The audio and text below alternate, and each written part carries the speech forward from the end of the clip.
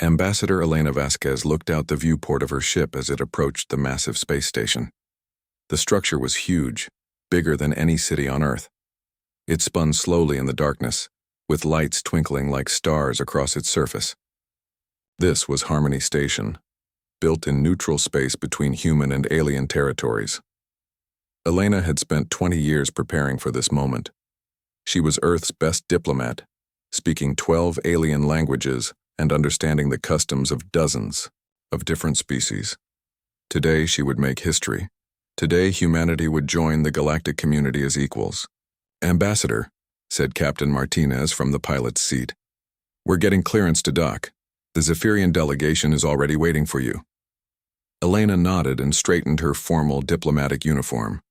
The dark blue fabric bore the symbols of Earth and the United Nations.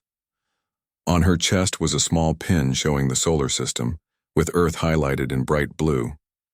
She touched it gently, thinking of the billions of people counting on her. The Zephyrians were old. Their civilization had existed for over 1,000,000 years before humans even learned to use fire. They were made of living crystal, tall and elegant, with bodies that reflected light in beautiful patterns. They controlled hundreds of star systems and commanded respect from every species in the galaxy. For the past 50 years, humans had been trying to prove themselves worthy of joining the Galactic Confederation. They had shared technology, fought alongside alien allies against pirates, and followed every rule perfectly. But the Zephyrians always found reasons to delay humanity's membership. "They think we're children playing at being adults," Elena's briefing officer had told her before the mission. "Show them we're ready to be partners, not servants." The docking process took an hour.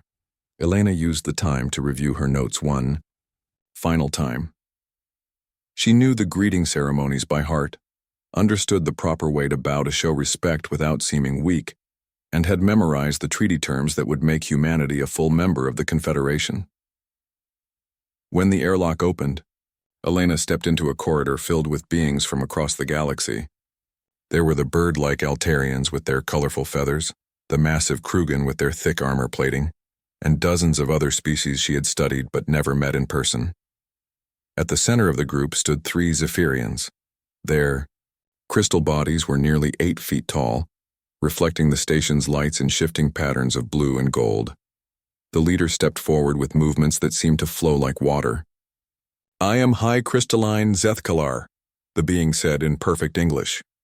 "We welcome the human representative to this gathering." Elena bowed exactly 30 degrees, holding the position for exactly 3 seconds as protocol demanded. "I am Ambassador Elena Vasquez of Earth. I am honored to meet you, High Crystalline." The ceremony began in the station's great hall.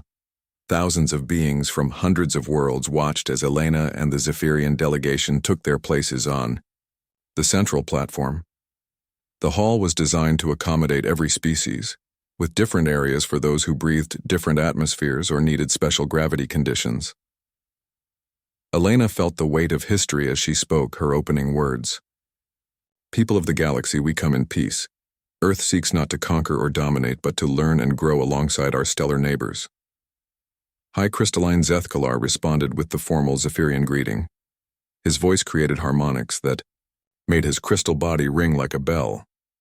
"The young species shows promise," he said, "but the galaxy is vast and wisdom comes only with time." The negotiations lasted for hours. Elena presented humanity's credentials, their technological advances, their peaceful exploration of space, their willingness to follow galactic law. The Zephyrians listened politely but asked difficult questions about every point. "Your species is barely a century old in space," said another Zephyrian named Velthera. "What can you contribute that we have not already mastered?" Elena had prepared for this question. "We offer fresh perspectives, High Crystalline. Sometimes new eyes see solutions that ancient wisdom might miss." The Zephyrians exchanged glances, their crystal bodies flashing in patterns Elena recognized as their version of whispered conversation. She waited patiently, knowing that rushing would be seen as childish behavior. Finally, High Crystalline Zethkalar spoke again. "We will consider humanity's request, but first you must participate in the ceremony of understanding. It is our most sacred tradition when welcoming new species. Elena's heart raced. This wasn't in any of her briefings. The ceremony of understanding had never been mentioned in any diplomatic documents, but she couldn't refuse without insulting the Zephyrians and destroying any chance of success. "I would be honored to participate," she said carefully. The Zephyrians led her to a smaller chamber, filled with strange equipment. Crystalline formations covered the walls, and a complex device sat in the center of the room. It looked like a sculpture made of pure energy, constantly shifting and changing colors. "This is the heart of understanding," Zethkalar explained. "It reads the true nature of a being's soul. When you touch it, all will know if humanity is truly ready to join us." Elena approached the device slowly. Her training had covered many alien technologies, but nothing like this. The energy patterns were beautiful but also somehow threatening. She could feel power radiating from the device like heat from a fire. "Do not fear," said Velthara. "The heart only reveals truth. If your intentions are pure, you have nothing to worry about." Elena reached out and placed her hand on the device. The pain was immediate and overwhelming. Energy coursed through her body like lightning, but something was wrong. This wasn't a scanning device. It was a weapon. She tried to pull her hand away but couldn't move. The energy held her in place as it burned through her nervous system. Elena looked at the Zephyrians and saw the truth in their crystal faces. This had been planned. There was no ceremony of understanding. They had brought her here to die. "Why?" she managed to whisper as the energy tore her apart at the molecular level. High crystalline Zethkalar tilted his head in what might have been curiosity. "Because the galaxy has room for only so many species at the top, Ambassador. Humans show too much potential. Better to end this now, while you are still weak." Elena's last thought was of Earth, of the people who would never know how. Their representative had died. She hoped someone would remember her name. The energy device completed its work in seconds. Where Ambassador Elena Vasquez had stood, only empty air remained. No body, no ashes, no trace that she had ever existed. The Zephyrians examined their equipment calmly. "An unfortunate malfunction," Zethkalar announced to the recording devices. "The human was warned about the dangers, but chose to proceed. Such accidents happen with primitive species who do not understand advanced technology." Within hours, the official report was filed with the Galactic Council. Ambassador Elena Vasquez had died in an accident during a routine diplomatic ceremony. The Zephyrian Confederation expressed their regrets and offered to pay for the funeral expenses. On Earth, the news arrived 3 days later due to the distance between star systems. The President of Earth received the report in her office, reading the cold, clinical language that reduced Elena's life to a few paragraphs of bureaucratic text. She set down the report and looked out the window at the blue sky Elena would never see again. Then she reached for her secure communication device and sent a message to every human colony, every ship, every outpost in known space. The message was simple. Come home. All of you. Come home now. The Galactic Council had seen many species react to tragedy before. Usually there was anger, sometimes there was war, often there were demands for justice and compensation. What they had never seen was complete silence. 3 weeks after Ambassador, Elena Vasquez died on Harmony Station. Not a single human ship remained in contested space. Every colony ship, every trade vessel, every exploration craft had disappeared back toward the Sol system. The humans weren't even responding to communication attempts from other species. Counselor Thecamore of the Altarian Republic tried calling Earth 5 times in one day. Each attempt got the same automated response. The government of Earth is currently reviewing its policies regarding galactic affairs. Please stand by for further updates. This is highly unusual, Thecamore told his aide while reviewing the reports. His blue feathers rustled with concern. Humans are known for being emotional. They should be demanding answers, threatening retaliation. Instead, they just left. The Krugan ambassador, a massive creature covered in natural armor plating, laughed when the topic came up in council sessions. "The little mammals have finally learned their place," he rumbled. One dead diplomat taught them what centuries of warnings could not. The galaxy is safer with them hiding in their corner, but not everyone was celebrating. Species that had been trading with humans found their supply lines disrupted overnight. Human technology, especially their medical advances and computer systems, had become important to dozens of civilizations. Now those resources were simply gone. The Mendorian collective was hit particularly hard. They had been buying human agricultural equipment to feed their growing population. Without it, food shortages began appearing on their outer worlds. "We must contact Earth directly," insisted Prime Mendorian Kelvis during an emergency session. "Our people need those machines. Surely they will honor their existing contracts." The communication attempt reached Sol system after a 2-week journey. The response came back just as quickly. "All trade agreements with non-human species are suspended pending review. No exceptions." Meanwhile, the Zephyrian Confederation was pleased with how events had unfolded. High Crystalline Zethkalar met with his inner circle in their palace on the homeworld of Zephyros Prime. "The humans have shown their true nature," he said, his crystal body ringing with satisfaction. "At the first sign of real consequence, they retreat like frightened children. The galaxy is better off without such weak-willed creatures in positions of power." His advisor, Velthera, agreed completely. "Our intelligence reports confirm that all human vessels have returned to their home system. They have abandoned their colonies in the Outer Rim and recalled their diplomats from every world. It appears they are withdrawing from galactic affairs entirely." "Excellent," Zethkalar replied. "Let them hide behind their single star, while true civilizations conduct important business." The Zephyrians began expanding into spaces that humans had previously explored. Resource-rich systems that had been under negotiation were now claimed without opposition.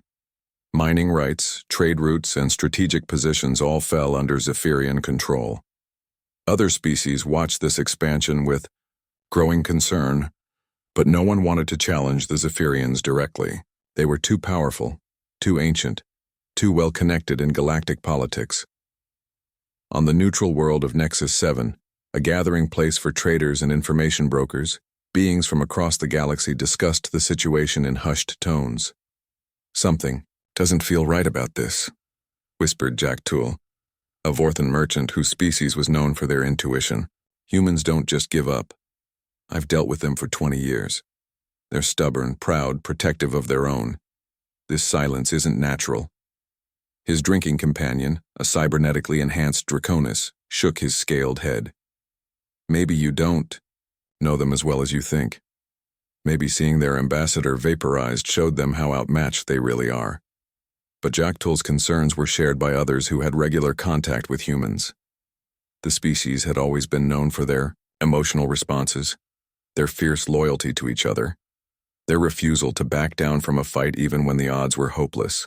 This complete withdrawal seemed out of character. Dr. Yeel Noth, a scientist from the Peaceful Celestial Union, had been working on joint research projects with human universities before the shutdown. She found herself particularly disturbed by the sudden end to all communication. "We were making breakthrough discoveries together," she told her research team. "The humans had insights we would never have reached on our own. Their approach to problem solving is completely different from ours.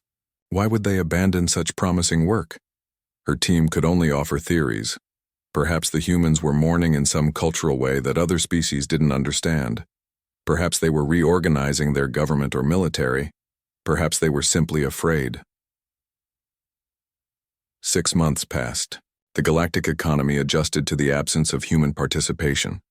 Trade routes were reestablished, new suppliers were found, and most species adapted to the new reality. The Zephyrians continued their expansion, taking control of entire sectors, without resistance. But strange reports began filtering in from the edge of known space. Deep space monitoring stations detected unusual gravitational anomalies in the direction of the Sol system. Energy readings that didn't match any known technology were appearing on long-range sensors. The Galactic Science Council investigated these reports but found no clear explanations. The anomalies were too distant and too brief to study properly. Most scientists dismissed them as natural phenomena or equipment malfunctions. High crystalline Zethkalar was informed about the readings, but showed little interest. "Let the humans play with whatever toys they have discovered," he said dismissively. "Children often make noise when they are trying to feel important."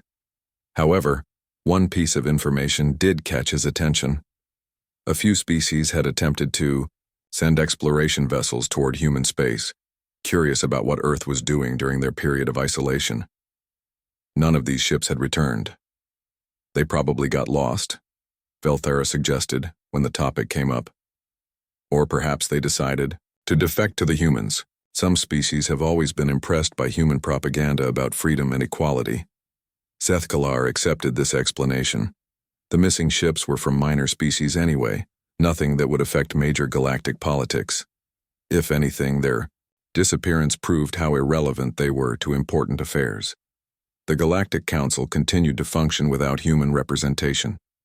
Laws were passed, territories were divided, and resources were allocated. The empty chair that had been reserved for humanity gathered dust in the Great Chamber. Some councilors suggested removing the chair entirely. Others argued it should remain, as a reminder of what happened to species that overreached their capabilities. In the end, they decided to leave it empty for now, assuming humans would eventually return with a formal surrender and request to rejoin galactic society as a junior member. But as the months stretched on, no such request came.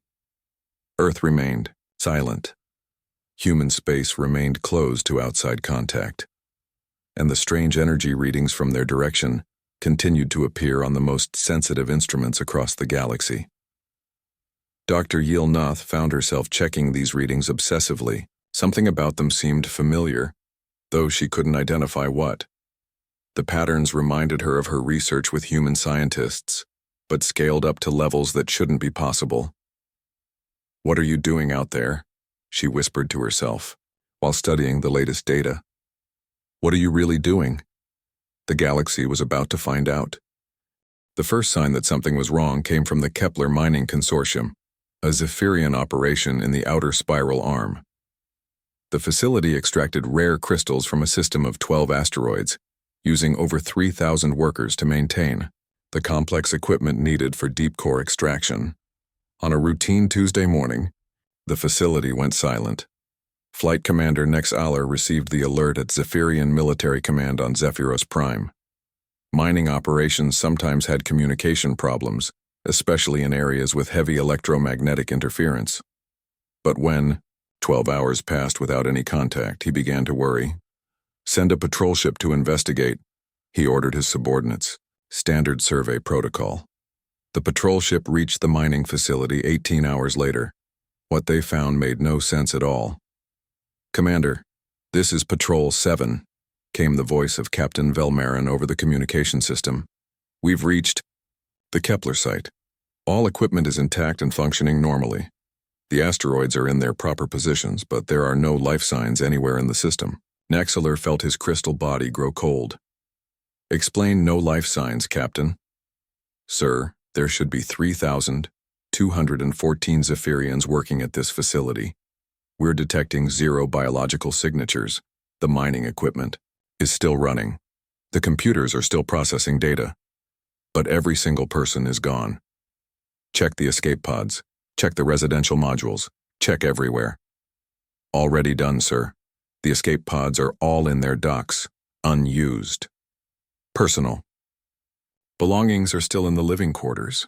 Meals are half finished in the dining areas. It looks like everyone just vanished."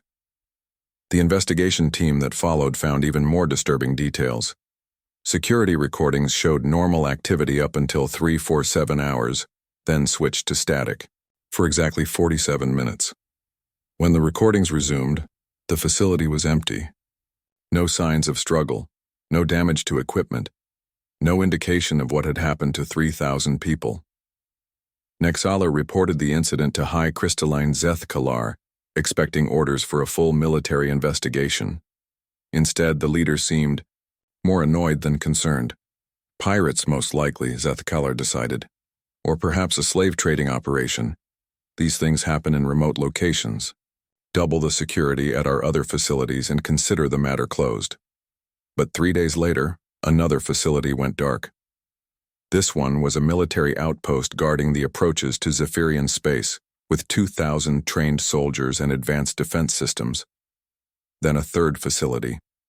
A research station, a manufacturing plant, a diplomatic outpost. Within 2 weeks, 7 Zephyrian installations had been emptied of all personnel. Each incident followed the same pattern. Normal operations, then static on all recording devices, then empty facilities with no signs of violence or forced entry. The Galactic Council began receiving reports from other species as well. A Krugan mining expedition had vanished from the Vega sector. An Altarian science vessel had gone missing while studying nebula formations. Even some of the more powerful species were losing ships and stations. But there was a pattern that took weeks for intelligence analysts to notice. Every missing installation, every vanished ship, every empty facility belonged to species that had been present at Harmony Station when Ambassador Elena Vasquez died. The species that had voted to accept the Zephyrian explanation of a tragic accident. Species that had opposed the Zephyrian account or hadn't been present at the station that day remained completely untouched. Dr. Yilnoth was the first to openly suggest a connection. Her research had always focused on patterns in large data sets, and the pattern here was unmistakable. "This isn't random piracy," she told the Celestial Union Security Council. "Someone is specifically targeting beings who were complicit in covering up Ambassador Vasquez's murder." The word murder sent shockwaves through the chamber. No one had dared use that term officially, despite growing evidence that the ambassador's death had been deliberate. "That's a serious accusation," replied Council Leader Morthick. "Do you have proof that the humans are involved?" "No direct proof," Dr. Yilnoth admitted. "But consider the facts. The disappearances began exactly 6 months after the ambassador's death. They only affect species that supported the official story. And they're happening during the same period when Earth has gone completely silent." "The humans recalled all their ships," another counselor pointed out. "How could they be responsible for attacks across the galaxy if they're all hiding in their home system?" Dr. Yilnoth had wondered about that herself. The logistics seemed impossible. Earth was thousands of light years away from some of the affected areas.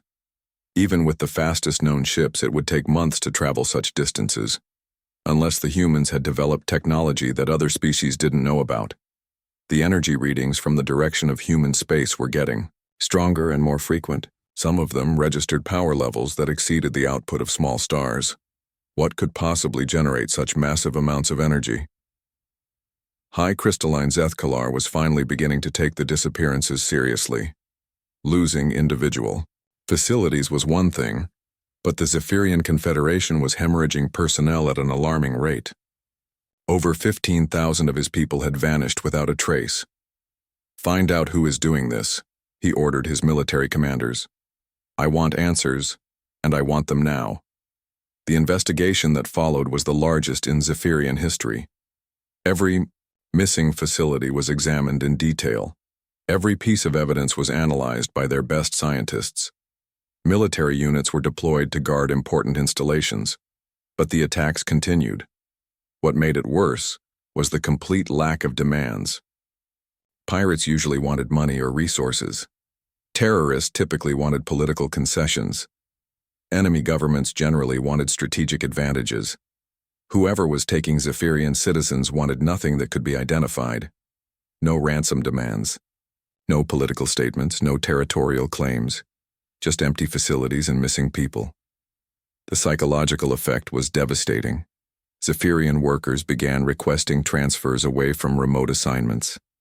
Military units reported declining morale, as soldiers worried they might be next. Even on the heavily defended homeworld, people looked over their shoulders and jumped at unexpected sounds. Commander Nexalar was studying the latest intelligence reports when his aide brought disturbing news from the frontier. "Sir, we've lost contact with the Arcturus defense platform." Nexalar's crystal structure flickered with alarm. The Arcturus platform was one of their most heavily fortified positions, with 10,000 elite soldiers and enough firepower to destroy entire fleets. It was supposed to be impregnable.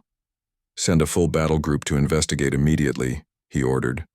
The battle group found the same thing they had discovered at every other site. The platform was intact and fully operational. All weapon systems were online. Life support was functioning perfectly, but there wasn't a single Zephyrian left alive anywhere in the massive structure. What was different this time was a message. Written in perfect Zephyrian script across the command center wall, someone had left words that made Commander Nexalar's blood freeze. You remember her as an accident. We remember her as Elena Vasquez. The difference matters. The message was signed with a symbol that intelligence analysts eventually identified as the insignia of the United Nations Diplomatic Corps. The same symbol that Ambassador Elena Vasquez had worn on her uniform the day she died. For the first time since the ET disappearances began, the Zephyrian Confederation had proof that humans were involved, but they still had no idea how the attacks were being carried out or where their missing people were being taken. High Crystalline Zethkalar called an emergency session of his inner council. The ornate crystal chamber that had witnessed a million years of Zephyrian politics now held beings whose confidence was shaken for the first time in their long lives. How is this possible? Zethkalar demanded. Our intelligence reports confirm that every human ship is still in the Sol system. How are they attacking our facilities across the galaxy? His chief scientist, Krell Thanos, had been studying the energy readings that Dr. Yilnoth had first noticed. High Crystalline, I believe the humans have developed some form of instantaneous transportation technology. The power levels we're detecting suggest they can manipulate space-time itself. The chamber fell silent. Manipulating space-time was theoretical physics, something that even ancient civilizations like the Zephyrians had never mastered. If humans had somehow achieved such impossible technology, how advanced are we talking about? Velthera asked. Quietly, Krell Thanos consulted his data carefully before answering. Based on the energy signatures, I estimate they could transport entire fleets across the galaxy in moments. They could appear anywhere at any time, without warning. The implications were staggering. The Zephyrian Confederation's entire military strategy was based on controlling key star systems and trade routes. But if humans could bypass all of those defenses and appear directly at any target, what do they want? Zethkalar wondered aloud. If they have such power, why haven't they simply attacked us directly? The answer to that question would come soon enough. But first, the humans had one more message to deliver to the galaxy, and this message would be written across the stars themselves. The first astronomer to notice something wrong was Kethmiran, a young Zephyrian scientist working at the Deep Space Observatory on Zephyros Prime. She had been tracking asteroid movements in the outer reaches of their solar system when her instruments detected something impossible. 3 large asteroids were moving in perfect formation toward their star system, but they weren't following any natural orbit. They were traveling in straight lines at exactly the same speed, maintaining precise distances from each other. Professor Velkorin, she called to her supervisor. You need to see this immediately. Professor, Velkorin had been studying celestial mechanics for 800 years. He had never seen asteroids move in such perfectly controlled patterns. Check your equipment, he told his student. There must be a calibration error, but the equipment was working perfectly. The asteroids continued their impossible journey, joined by others from different parts of the system. Within 6 hours, 14 massive rocks were moving in formation toward the inner planets. Similar reports began coming in from observatories across Zephyrian space. Asteroids, small planets, even chunks of metal from old space battles were moving with purpose and precision. Some were traveling between star systems at speeds that should have been impossible without massive engines. High Crystalline Zethkalar was informed of the situation during his morning briefing. The news that humans could somehow control asteroids across multiple star systems sent waves of fear through the Zephyrian leadership. How are they doing this? Zethkalar demanded. How are they moving celestial bodies like pieces on a game board? Chief Scientist Krell Thanos had been working around the clock to understand the phenomenon. High Crystalline, they appear to have mastered gravitational manipulation on a scale we never thought possible. They're creating artificial gravity fields to pull these objects exactly where they want them to go. But the energy requirements would be enormous, protested another council member. Even our most advanced power sources couldn't move a single asteroid, let alone dozens of them. That's what makes this so terrifying, Krilthanos replied. They're treating energy expenditures that would bankrupt our entire civilization like minor inconveniences. Whatever power source they're using, it's beyond our understanding. The asteroid movements continued for 3 days. Beings across the galaxy watched in amazement and terror as massive rocks danced through space like they were weightless toys. Then, gradually, the purpose behind the movements became clear. The asteroids were forming letters. Viewed from Zephyros Prime, the capital, world of the Zephyrian Confederation, the message began to take shape in the night sky. Huge rocks positioned themselves with mathematical precision, creating letters that could be seen with the naked eye from the planet's surface. The first word appeared after 2 weeks of constant movement. Hour. The second word followed a day later.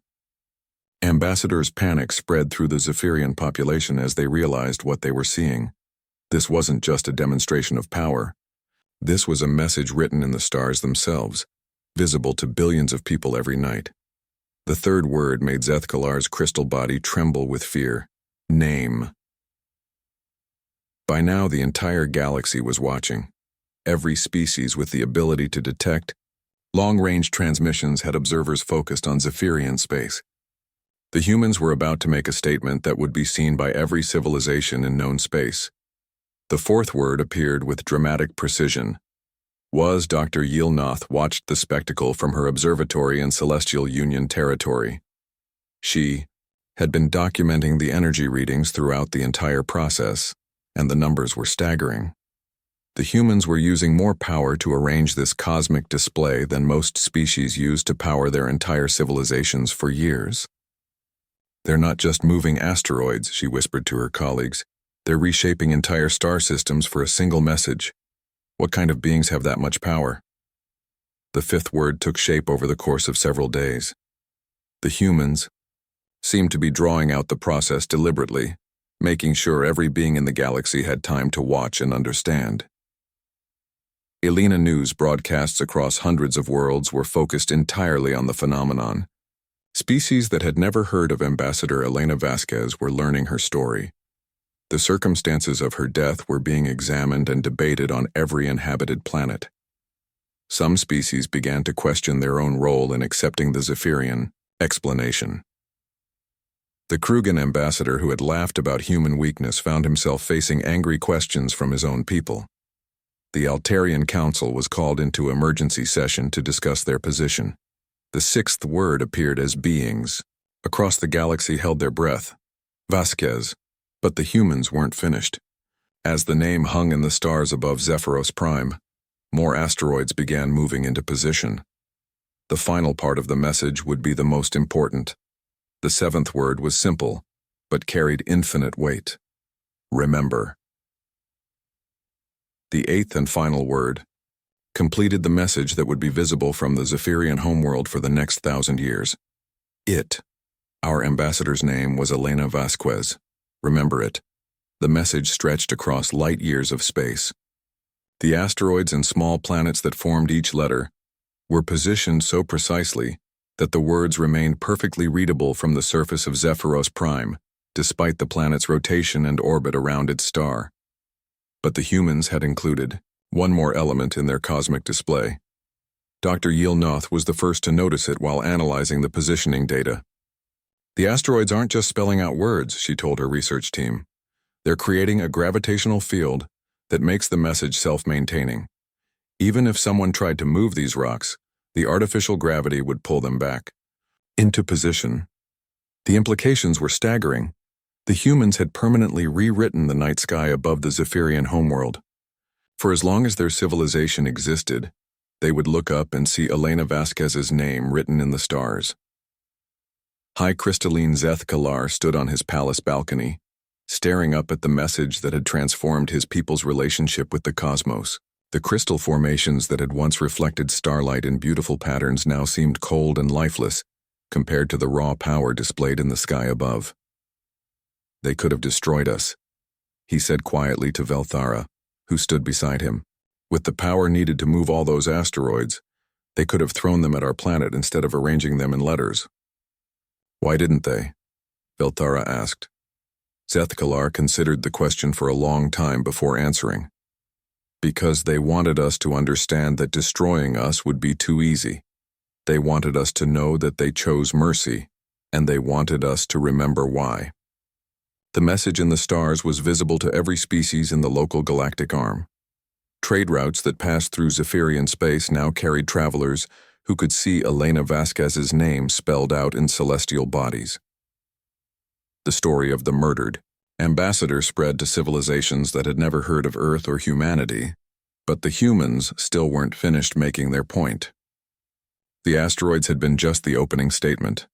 What came next would demonstrate that moving rocks through space was the least impressive of their new capabilities. On the edge of Zephyrian space, where their territory bordered the neutral zone, something impossible began to happen. A star began to move. Not the wobble of a star affected by planetary gravity, or the slow drift of stellar evolution. The star was moving in a straight line, leaving its solar system behind and traveling toward a new position that would make it visible from Earth. The energy required to move an entire star was beyond the calculation abilities of most civilizations. Even the Zephyrians, with their million-year-old science, had no framework for understanding such power. "They're not just advanced," whispered Chief Scientist Krell Thanos as he watched the impossible sight on his instruments. "They're playing by rules that physics says shouldn't exist." The star moved into its new position over the course of 6 months, joining 2 other stars that had also been relocated from distant systems. When the movements were complete, the 3 stars formed, a perfect triangle in the night sky, visible from both Earth and Zephyros Prime. The triangle pulsed with synchronized light, flashing in a pattern that every species recognized as the universal symbol for message received and understood. But the real message wasn't in the lights. It was in the casual demonstration that humans could reach across the galaxy and rearrange the fundamental structure of space itself. They could move stars like chess pieces, reshape solar systems like gardens, and write messages that would last for geological ages. The galaxy had spent 50 years wondering if humanity was ready to join galactic civilization. Now every species was wondering if they were ready to share the galaxy with beings who could rewrite the laws of physics itself. The silence from Earth continued, but now everyone understood that the silence was not submission or fear. It was the quiet of a species that had outgrown the need to prove itself to anyone. The only question remaining was what humanity would do with power that dwarfed the combined might of every other civilization in known space. The communication from Earth came exactly 1 year after Ambassador Elena Vasquez's death. Every species in the galaxy received the message simultaneously, despite the vast distances between star systems. The transmission appeared on every screen, every communication device, and every sensor array at precisely the same moment, suggesting a level of technological coordination that defied known physics. President Sarah Chen of Earth appeared on screens across the galaxy, but she was not broadcasting from any familiar location. Behind her, 2 massive neutron stars spun in perfect harmony, their incredible gravitational fields controlled and stabilized by technology that made them safe for human ships to approach. "People of the galaxy," President Chen began in a calm, steady voice. "1 year ago you witnessed the murder of our ambassador Elena Vasquez. Many of you chose to call it an accident. Some of you knew better but remained silent. A few of you spoke truth and demanded justice." The president paused, allowing her words to be translated by the universal communication systems that had carried her message across impossible distances. "We have spent this year reconsidering our place in galactic affairs. We have concluded that our previous approach was too trusting, too patient, and too willing to accept the wisdom of older civilizations." High Crystalline Zethkalar watched the broadcast from his palace on Zephyros Prime. Above him, Elena Vasquez's name still blazed in the night sky, a constant reminder of the power that humanity had demonstrated. He felt his crystal structure grow cold with fear as the human president continued speaking. "During this year of silence, we have been busy. We have developed new technologies, explored new possibilities, and prepared new policies for our interactions with other species. We have also been taking care of some unfinished business. President Chen gestured to something off camera. The image expanded to show a massive structure floating between the neutron stars. It was clearly artificial, but built on a scale that dwarfed anything in known space. Cities could have fit inside its smallest components. "This is Harmony Station," the president announced. "Not the neutral station where our ambassador died, but our own facility, built in honor of Elena Vasquez and dedicated to true justice between species." The camera angle shifted to show the interior of the structure. Thousands of beings from dozens of different species were visible, all wearing comfortable civilian clothing and moving freely through well-lit corridors and recreational areas. Zethkala recognized many of the faces. They were the missing Zephyrians, the vanished Krugan miners, the disappeared Altarian scientists, all the beings who had vanished from installations across the galaxy over the past year. "These are our guests," President Chen explained. "Every being you see here was complicit in covering up the murder of our ambassador, or participated in organizations that supported the cover-up. They have been living safely and comfortably while awaiting trial for their crimes." The word trial sent shockwaves through the galactic community. No species had ever attempted to put members of other civilizations on trial for political crimes. The legal frameworks didn't exist. The precedents had never been established. But as President Chen continued speaking, it became clear that humanity was not asking for permission or following existing precedents. Under the new galactic justice protocols that will govern our future relationships, every being who participated in crimes against humanity will face proper legal proceedings. Those found guilty of lesser charges will be returned to their species, with appropriate sanctions. Those found guilty of murder will face more serious consequences. The broadcast showed courtrooms within the massive station, where human judges worked alongside representatives from species that had demanded justice for Elena Vasquez. The proceedings were being conducted with careful attention to the legal traditions of each species involved, but under human oversight and authority. "We want to be very clear about our position," President Chen said, her voice hardening slightly.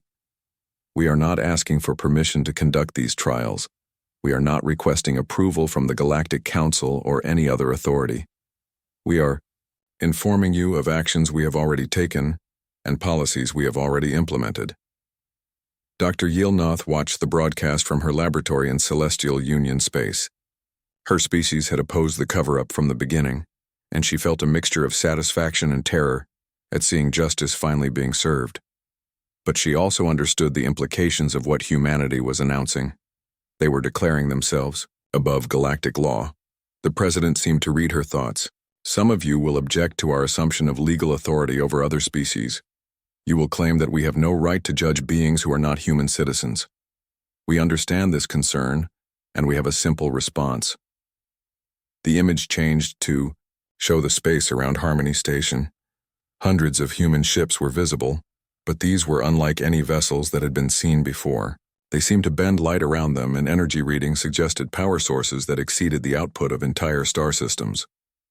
"We have the right, because we have the power," President Chen said bluntly. "We have the right because we have been wronged. And we have the right because no other authority in this galaxy has shown the will or ability to ensure justice for the innocent." High Crystalline Zethkalar realized that his species was witnessing the birth of a new galactic order. The humans were not asking to join existing power structures. They were replacing those structures entirely. "However," the president continued, "we are not conquerors or dictators. We seek partnership with species that share our values of justice, equality, and respect for life.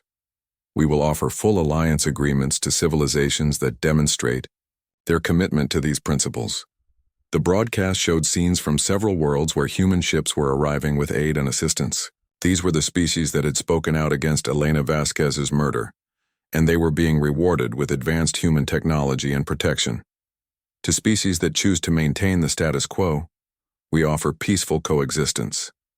Follow your own laws within your own territory, but understand that any crimes against humanity or our allies will be met with immediate and decisive response. The threat was implicit but unmistakable. Humanity had demonstrated the ability to make beings disappear from anywhere in the galaxy. They had shown they could move stars and control gravitational fields. They could reach any target at any time without warning.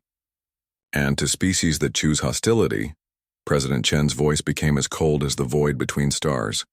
We offer one final opportunity to reconsider your position. The image shifted to show the Zephyrian territory, with Elena Vasquez's name, still blazing in the sky. But now additional elements were visible. Human ships, barely detectable but clearly present, were stationed throughout Zephyrian space. High crystalline Zethkalar, the president said, addressing him directly across the light years. You chose to murder our ambassador because you believed humanity was weak and expendable. You chose to cover up your crime because you believed we would accept injustice rather than fight for truth. Zethkalar felt every eye in the galaxy focused on him. His crystal body trembled as he realized that his decision to kill Elena Vasquez had brought his entire civilization to the brink of destruction. You were wrong on both counts, President Chen continued. But we are not the monsters you believed us to be. We do not seek genocide or conquest. We seek justice, and we are prepared to show mercy to those who acknowledge their crimes and make appropriate amends. The broadcast showed a formal document appearing on screens across Zephyrian space. It was a treaty written in perfect Zephyrian script, outlining terms for surrender and reparations. You have 72 hours to respond, the president announced. Accept the treaty, return Ambassador Vasquez's murderers for trial, and begin the process of making amends for your crimes. In return, we will guarantee the safety and independence of your civilization under the new galactic order. Or, she paused meaningfully, continue to resist and discover what happens when a species with the power to move stars decides that diplomatic solutions have been exhausted. The ultimatum was clear. The Zephyrian Confederation could surrender on humanity's terms, or face the full might of beings who could manipulate the fundamental forces of the universe. High crystalline Zethkalar looked up at the night sky where Elena Vasquez's name blazed as a permanent reminder of his mistake. He thought about the missing Zephyrians who were now in human custody, awaiting trials that would determine their fate. He considered the human ships that could appear anywhere in his territory without warning. Most of all, he thought about the casual way the humans had moved stars to make their point. If they could do that as a demonstration, what could they do as an act of war? 71 hours later, the Zephyrian Confederation formally surrendered. The treaty was signed in a ceremony, broadcast across the galaxy. High crystalline Zethkalar himself appeared before human judges to confess his role in Elena Vasquez's murder and accept responsibility for his civilization's crimes. Other species watched and drew their own conclusions. Some rushed to negotiate alliance agreements with Earth. Others retreated to their territories and hoped to avoid human attention. A few considered